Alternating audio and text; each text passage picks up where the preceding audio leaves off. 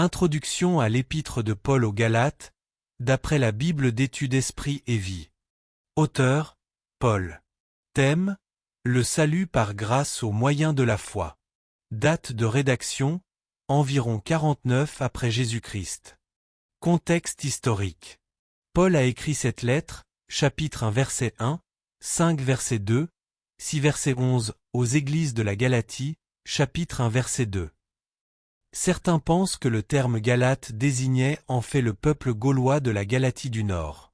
Il est toutefois beaucoup plus probable que Paul adressait cette lettre aux villes de la région méridionale de la province de Galatie, Antioche de Pisidie, Iconium, Lystre, Derbe, où Barnabas et lui avaient prêché l'Évangile et établi des églises lors de leur premier voyage missionnaire, Actes chapitres 13 à 14.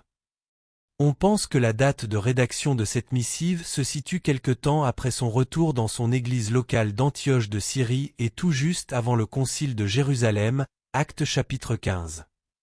Le point central de l'épître aux Galates est le même que celui qui fut abordé et résolu à Jérusalem, environ 49, voire Actes chapitre 15. Ce point s'exprimait par une double question.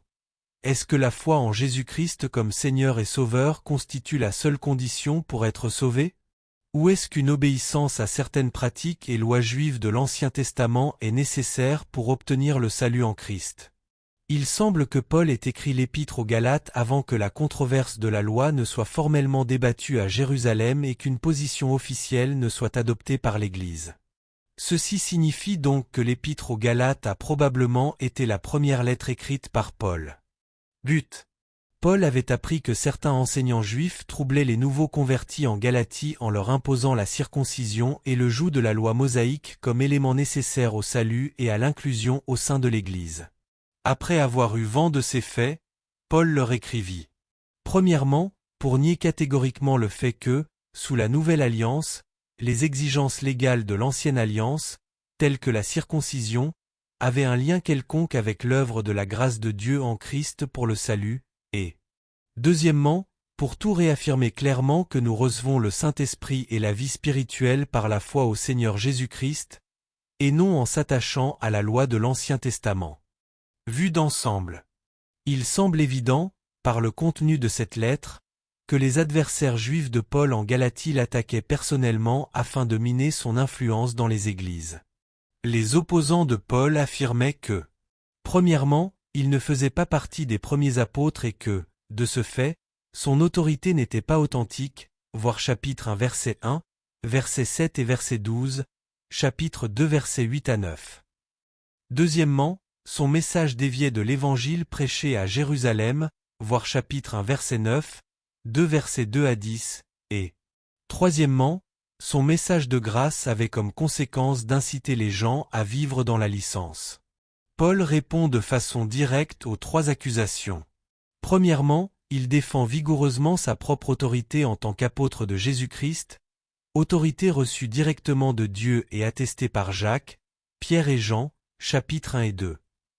Deuxièmement, il défend avec passion l'évangile du salut comme étant obtenu par la grâce au moyen de la foi en Jésus-Christ, chapitres 3 et 4.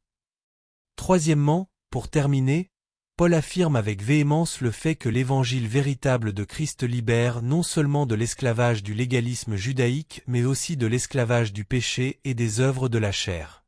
La véritable liberté chrétienne exige une vie selon l'Esprit ainsi que l'accomplissement de la loi de Christ dans la vie du croyant, chapitres 5 et 6.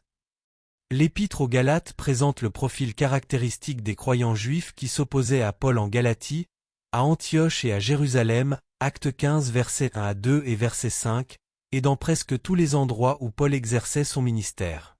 Paul les qualifie de fauteurs de troubles, de pervers, chapitre 1 verset 7, et d'obstacles, chapitre 5 verset 7. Il les décrit comme des individus qui ne cherchaient qu'à bien paraître, évitant ainsi la persécution découlant de l'opprobre de la croix de Christ, chapitre 6 verset 12.